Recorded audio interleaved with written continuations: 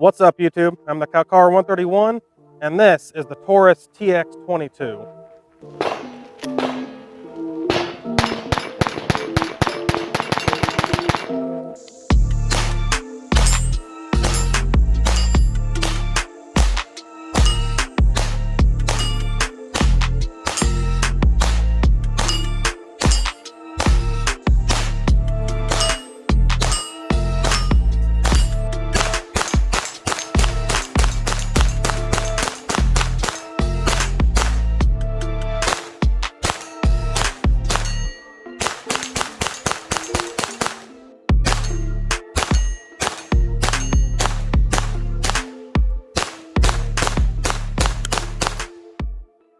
Hopefully it stays just kind of misting like this. It'd suck if I'm halfway through this review and it starts raining harder on me, but we'll see what happens. The Taurus TX22, as you might be able to infer from the name, is made by Taurus, and it is a 22 caliber handgun, the 22 long rifle. In my opinion, I mean, let's be honest, everybody needs a good, reliable, and more than that even, I'd say, just fun 22 pistol just to plink around with. There's no recoil. If you get one that's kind of sort of close to your full-size duty handgun or your main handgun, you can actually do some pretty decent practice with it using that cheaper ammo. 22 is not as cheap as it used to be, unfortunately, but compared to 9mm, it's still pretty cheap. Uh, and some of those skills will definitely transfer over while using a significantly cheaper round. Now, let's go over the price on the TX22 right off the bat. I'd say this is probably one of the pros, I'd say, whenever I get around to that. The price. It goes for, depending on who, what, when, where, on the average low 300s, roughly. I've seen it up to like, I've seen it at like 370. Don't get it for 370, that's a freaking ripoff. But I've seen it for like 320, 340, anywhere in that general range. So low 300s is what you're looking at for the TX22. Some specs and breakdown on the TX22 here. First off, obviously make sure it's unloaded, yada yada. It comes with two of these 16-round magazines. As you can see, they are the style of magazine that has these tabs exposed on either side to pull it down. Makes it a little easier to load. Polymer, lightweight, but they are 16-round magazines, which thankfully it seems to be becoming more common. But a lot of your sort of older sort of style 22 pistols, a lot of them capped out at 10. It seemed like that way for whatever reason. But Taurus, 16-round mags, again, two of them. And again, make sure it's unloaded, yada yada. So let's go over this from the outside here. First off, height on this thing is about 5.44 inches. Length, front to back, 7.06. Width is one thing that is interesting. The Taurus website lists this as what is it? Let me check my notes. 1.25 inches. Now, let me get my calipers out so I can show this and prove this here as best I can around a tripod. But all right. So if you do just the slide, you can see it, 9.23 roughly. Now, if you extend it farther down to the frame, barely over an inch. If you include the slide slide release, once again, less than 1.1 inches. However, if you include the manual safeties, it comes to 1.24. So it seems pretty clear to me, given the evidence, that Taurus lists the width, including these manual slide releases or the manual safeties, which, according to their website, I didn't know this when I bought this. It might be like a newer thing, but you can get the Taurus TX22 without the manual safety. So if you get it without the safety, obviously it's going to be thinner than 1.25 inches. And if you want a better idea, as opposed to just random numbers, of how this will compare size-wise to some other handguns you might be familiar with, I highly recommend you check out handgunhero.com. Very convenient website. It has the TX22 on there in its sort of library of guns. Lets you visually compare in this case, the TX22 against a huge number of other guns you can get a better idea size-wise how it'll compare. Weight on the TX22, they claim 17.3 ounces. I was pretty surprised, as it turns out. On my scale, it came out to exactly the same thing. It came out to 17.3 ounces. Now breaking down the TX22. Make sure it's unloaded. All right, drop the slide. Dry fire the trigger to release the striker. Pull it back just a tiny bit. These tabs right here, pull back the slide a little bit, pull them down, and the slide pops directly off. Now, recoil spring. I believe this is a polymer. Oh, come on. I believe this is a polymer recoil spring. It feels like polymer. It does not feel like a metal, but has a flat recoil spring, as you can see. Kind of dirty on the inside there, but it's just a recoil spring. No one cares. Now we come to the barrel. Has a 4.1. Come on. Has a 4.1-inch barrel. It does have. I can't get it off, but you can see here it does have a threaded muzzle. It doesn't make a whole lot of sense though, because the barrel is flush fit with the slide. So according to the Taurus website, this is supposed to come with a suppressor adapter that I'm assuming extends these threads out past this so you can put a suppressor on it. Mine didn't come with one. Either I lost it like the millisecond I opened it or something, I don't know, but I didn't have one with mine either way. Again, 4.1 inches, and the material is, what the heck is it? Steel alloy. The slide itself is aluminum, little TX up front there. Nothing else on it. The serrations are very, very usable, and even if you didn't really need serrations because the recoil spring is pretty damn light on this thing, but it has really nice serrations, has an adjustable rear, as you can see, adjustable for windage and elevation, has a Glock style front sight. I'm not saying it is compatible with Glock, but it very clearly has a uh, screw down there that screws up into the front sight. So it has a Glock sort of front sight. Inside, don't see a whole lot of machining marks on the inside. It is kind of oily and dirty. I gave it a half-ass clean. I put some more oil on it, but very nice on the inside. As you can see, obviously, is a striker assembly. It's a striker fired handgun, rather. If you want to remove the striker assembly, take a punch, push on this hole. Come on. Good boy. Now be careful because there is a plunger and a spring here, so put your finger over that. Remove this polymer backplate. Striker, not striker, the plunger and spring here. Make sure you're careful with those. Now you can remove this entire striker assembly. Be very careful here too, because as you can see right here, this piece is not held on by anything. There's a small little piece here, if I can get it out.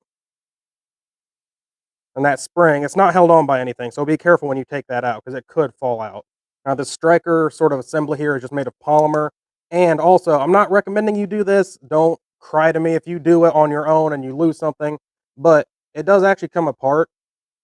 Very, very simple assembly here. No springs or anything on the inside here. This part is metal, feels like, but these two frames for it are polymer. Once you take this apart to put it back together, the exact opposite, just kind of set it down here.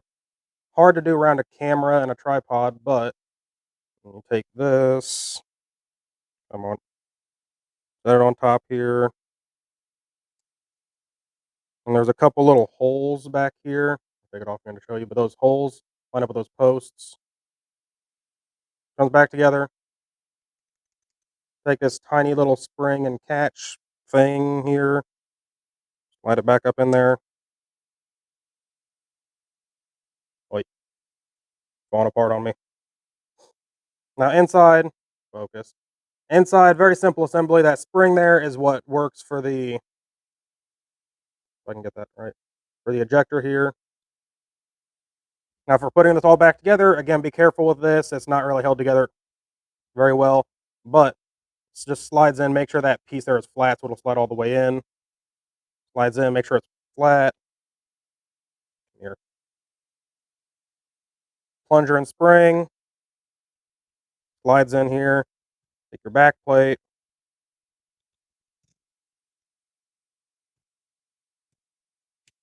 In place, snaps in place. Now the frame itself is polymer, has a very nice Very nice, easy to reach mag release. It does not look like the slide release is reversible. You do have the ambi manual safety. The inside, it's really abbreviated slide rails, but the inside looks pretty normal, I guess, for a striker fire assembly. Oh, push right down. Anyway, the texture on here, it's only a 22. It doesn't need a lot of texture, but I would say it's not very aggressive. When you push down, it seems to get a bit better, but it's just not super aggressive. You can kind of look there and see it doesn't really stick up much at all. The overall feel of the grip, though, has one small, tiny, abbreviated sort of a finger swell there. It fits my hand very, very well. It feels like a very good handgun. And again, it's only a 22. It doesn't need to be super aggressive with it. Now, putting it all back together, barrel goes in the slide. Wait, get back there. Push back. Take your recoil guide rod. Line that up. And this is a little weird because it doesn't slide all the way off. It just sits on there. But you have to kind of find the right spot. Right here. And then pull back and it'll kind of lock in place. You don't want to dry fire rim fires a lot, but I mean, check for function. Going over the trigger on the TX22, obviously, make sure it's unloaded, no mag, nothing in the chamber. Now, I think I've already mentioned this when I broke it down, but you don't want to dry fire rim fire handguns all that much, or rim fire firearms in general, I think. But I'm going to do it a couple times just for the review here because I do not have a snap cap. So, trigger. You can see here, it's pretty loose on there. This is before I even start moving the striker at all. It's just the trigger shoe itself is kind of loose, but get rid of that. Find the wall pretty quickly, not too far. It feels almost like a two-stage trigger in that this initial stage here has actually some weight to it. You can feel like you're cocking that spring a bit with this. So you're taking some of the weight up with that. Hit the wall.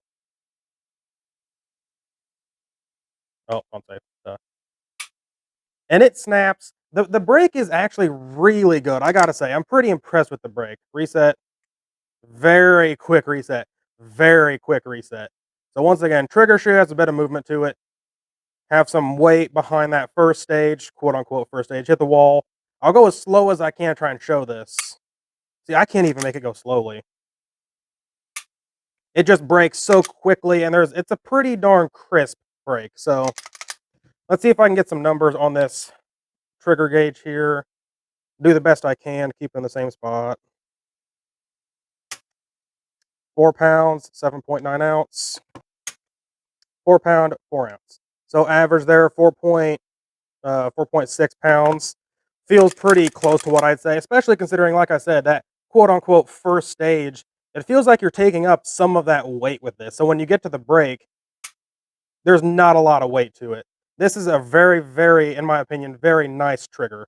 Taking just as a random flashlight I picked out. This is the Olight PL Pro. Pretty large, pretty full size light here. And it does fit on there perfectly fine. How reliable is the TX22? I forget how much the rough number is, but I believe roughly 800 rounds for the TX22. And I can only think of a couple malfunctions I had early on, and that was whenever I was kind of trying to play around with different ammunitions. So getting into that, the TX22, like it seems like a lot of semi-auto 22 handguns are sort of the same way, but it likes the slightly hotter ammunition. It likes the slightly higher pressure ammo. So your mini mags, the velocitors, stuff like that. I had good experience with the what the hell is it called? The Federal Auto Match, I believe, is what the like 500 round box is called. But the TX22 definitely likes the slightly hotter 22 long rifle loads.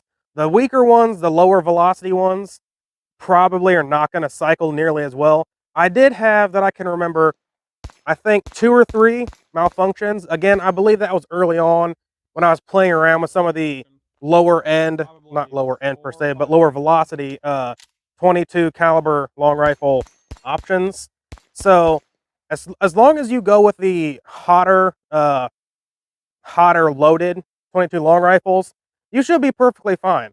In the same vein as reliability with hotter loaded 22 long rifle, I bought a box of, I believe it was the Remington, like I think a Remington green box bulk 500 round pack of 22 long rifle. From beginning to finish, all 500 rounds through this TX22, no cleaning, which 22 is a pretty notoriously dirty round, not a single malfunction. Some pros and cons for the Taurus TX22 here. Pro number one, I'd have to say, is the price. Again, if you searched around, you should be able to get it for just a little bit over 300 bucks for a 16 round, pretty large-ish, full-size 22 long rifle. It's a pretty good price, I would say. Another pro is the reliability. 22s are, as I believe I mentioned, not super reliable, not so much reliable, but they're very dirty rounds.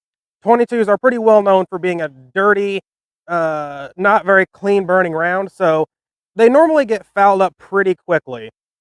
Over 500 rounds on this without a cleaning, and it ran. The trigger, I would say, is definitely a big pro too. I can't really get over how a company like Taurus, that a lot of people, they love to shit on for their quality control is so bad, and they're thinking about Tauruses from like 10 years ago, where from what I understand they genuinely were bad.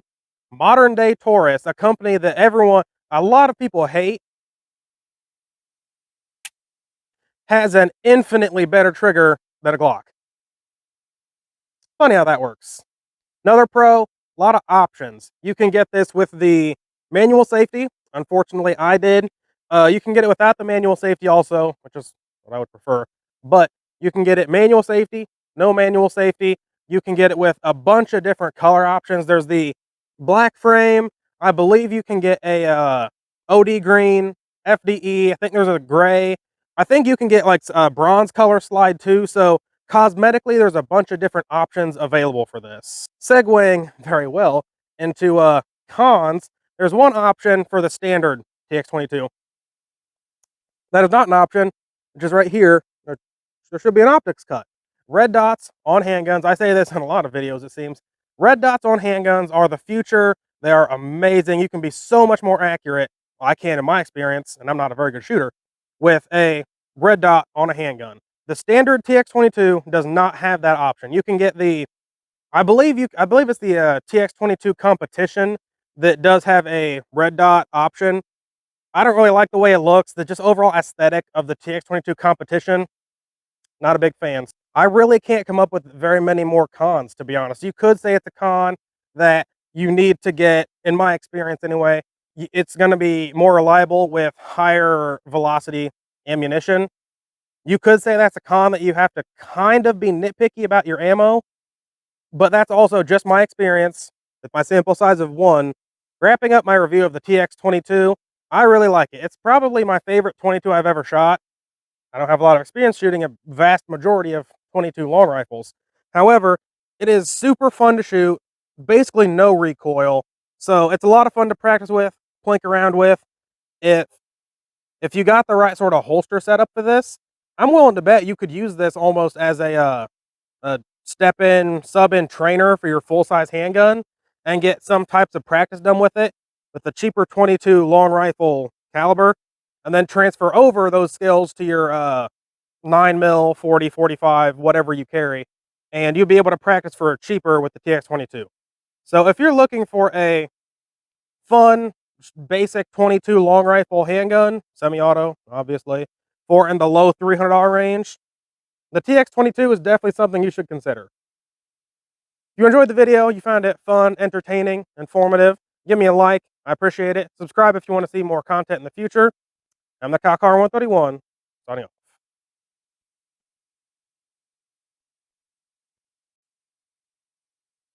Extractor, sorry. See, I always get this part wrong. Is it extractor or ejector? Extractor, right? I think it is an extractor.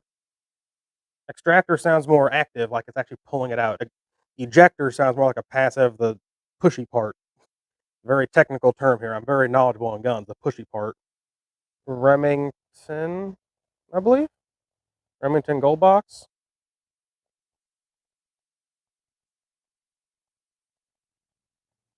We're gonna let that dude go on by before I start waving the handgun around again. I don't even know who it is. I really don't. I want to say he might be like the mayor of the town I live in, which is laughable because the town I live in is a village. It's not even a town. But he drives around like 3 or 4 times a day. I live on the very edge of town. Why is he driving around multiple times a day? He ain't got nothing better to do, I guess. I don't know. But he gone now. So back to my review. Now on that note for reliability, on this in the same note as but it does have the red dot compat